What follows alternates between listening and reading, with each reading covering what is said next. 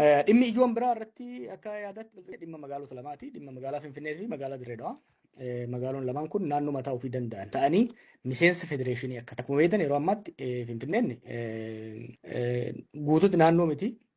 Akka teessoo federaalaattis akka magaalaa muummee Oromiyaattis keewwanni 49 kun kan yeroo dheeraa irraa haasofna akkuma jira jechuudha. Amma garuu of dandeessee akkuma Oromiyaatitti akkuma naannoo Harariititti naannoo akka taatu Dirree Dhawaanis akkasumatti naannoo of danda'e taate miseensa federeeshinichaa akka taatu yaada dhiyeessee jira jechuudha biltiginnaan.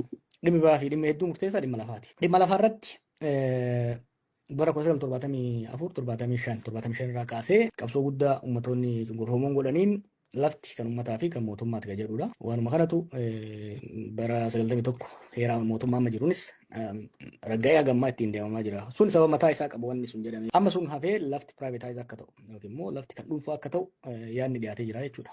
Yaadni kan dhuunfaa akka ta'u dhiyaatee jira. Lafti bitamuuf gurguramuu akka danda'u. Kun hoo qonnaan bulaadha maal jechuudha. Gaafilee tokko nuti kaasee jira. Seerri kun seerri lafti kan uummataatiif kan mootummaati jedhu kun dhiyoo kana haasayaa turre hoggaa qabsaan gameessi Oromoo Zagayyaas fa'u gaafa gara fuula rabbii deeman gumaacha isaanii irraa dubbachaa turre. Is it coincident jaarsi jala gahee jaarsi kun abbaa heera kanaati.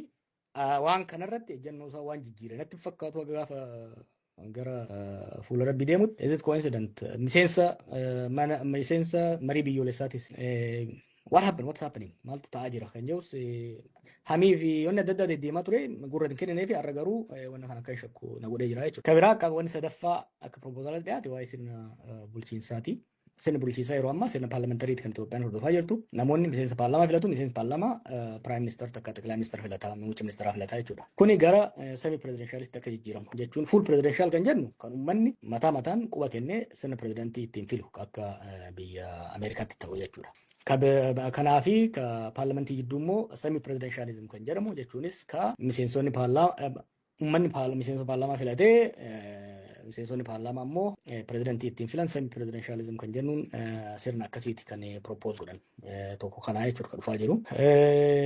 So wantoota afran kanarratti kan deemamu federalizimii jijjiiru, hiree magaalota lamaanii jijjiiru, dhimma lafaatii fi dhimma pirezidenshalizimii irratti kan mari'atame. Mariin walgahii nu gaayamu ajandaan itti himamne walgahii kora jiddu galeessaa waan bara dhufuu mari'achuudhaaf kan yaamamanii. Ergaachi gaan booda dhimmi kun kan itti dhiyaate wal falmisiisaa ta'eeti deemaa kan jiru. Kaleessa eegalee har'a mari'atanii jiru borullee itti fufaa kan jedhudha. Gareen adda bayanii dhimma pirezidenshalizimii irratti almost walii galamee jira. Dhimma magaalota lamaan irratti falmiin jira.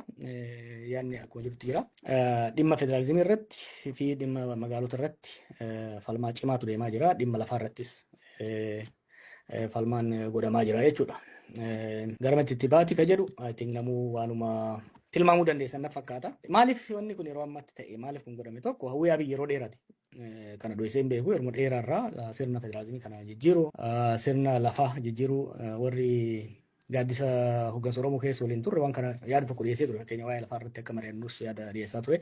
So waan haarayaa miti waanuma lafa jala bilchaataa dhuftedha. Garuu ammatti wanni kun ajandaa ta'ee haalli amma Itoophiyaa keessa jiru jijjiirama gurguddaa akkana fiduudhaaf kennataa miti. Garuu maaliif amma godhame kan jedhu akeeka adda addaatu jira.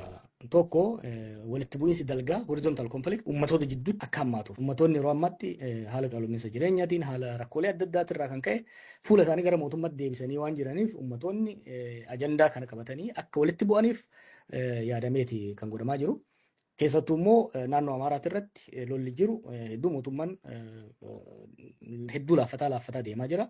Kanaaf yoo dhimmoota siyaasa Amaaraa hawwachuu danda'an sirni federalizimii diiguu Finfinnee maal kan yoo kan goonu taate qalbii uummata naannoo Amaaraa akka gara faannoo deeme kana ofitti deeffannaa yaada jedhuun kan deemamaa jiru jechuudha. Akkasumas Amaaraa fi Oromoo jidduutti walitti bu'iinsa hammeessuudhaaf tenshinii fi konflikt hammeessuudhaaf wanni tibba kan Wallagga ta'aa jiru. Fakkeenyaa fi giddaa ayyaanaa Amuuruu kana gara almost walqaayita Amaaraa fi Oromoo jidduutti jijjiiruudhaaf itti hojjetamaa jira. Somaaliif Oromoo har'a naannoo mi'eessotitti walitti bu'iinsa ture, torban darbees akkasitti ture. Konfliktii kana cimsuu barbaadu. Dhimma Dirree Dhawaa kan fidaniif Somaaliif Oromoo walitti naquudhaa fi dhimma Finfinnee dhimma kaan Amaaraatiin walitti naquudhaaf kan fidan jechuudha. Even walgahii san keessatti illee wanni qoqqoodamni kun ifatti manifest godhee mul'atee jira jechuudha.